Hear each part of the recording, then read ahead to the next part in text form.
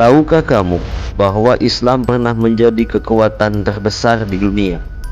Selama lebih dari 5 abad, dunia berada di bawah pengaruh dan kepemimpinan peradaban Islam. Dari Spanyol di barat hingga India di timur, dari padang pasir Arab hingga istana megah di Andalusia. Inilah masa ketika Islam bukan hanya agama, tetapi pusat ilmu, keadilan, dan kemajuan dunia. Setelah wafatnya Rasulullah Shallallahu Alaihi Wasallam, para khalifah meneruskan perjuangan beliau. Di bawah Khalifah Umayyah pada tahun 661 sampai 750 Masehi, Islam mulai berkembang pesat.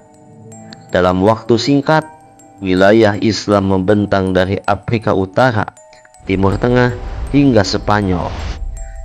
Tapi kekuasaan ini bukan sekedar perluasan wilayah, melainkan penyebaran ilmu, keadilan, dan cahaya tauhid. Setelah itu, lahirlah Khalifah Abbasiyah pada tahun 750 sampai 1258 Masehi, masa yang disebut sebagai zaman keemasan Islam. Kota Baghdad menjadi pusat ilmu dunia. Disinilah berdiri Bait al-Hikmah, rumah kebijaksanaan. Para ilmuwan seperti Al-Khwarizmi, Ibnu Sina, dan Al-Farabi menulis karya yang kelak membentuk dasar ilmu modern.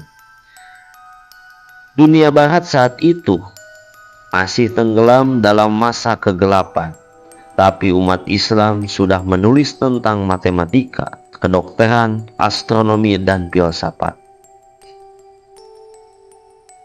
Hebatnya, Islam tak hanya berjaya karena kekuatan militer, tapi karena akhlak dan sistem sosialnya.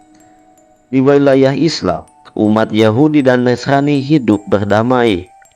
Mereka bebas beribadah dan bahkan berkontribusi dalam ilmu pengetahuan.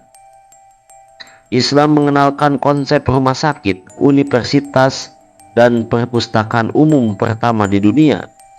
Nilai-nilai keadilan Islam membuat banyak bangsa memeluknya tanpa paksaan. Namun, kejayaan itu perlahan memudar.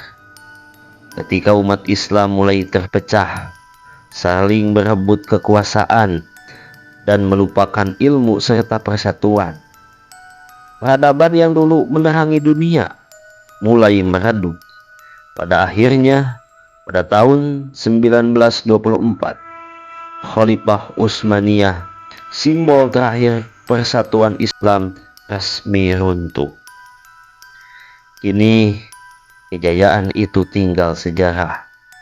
Tapi sejarah bukan untuk disesali, melainkan untuk dipelajari dan dihidupkan kembali. Selama umat Islam bersatu, menuntut ilmu, dan menegakkan keadilan, kejayaan itu bisa kembali terwujud.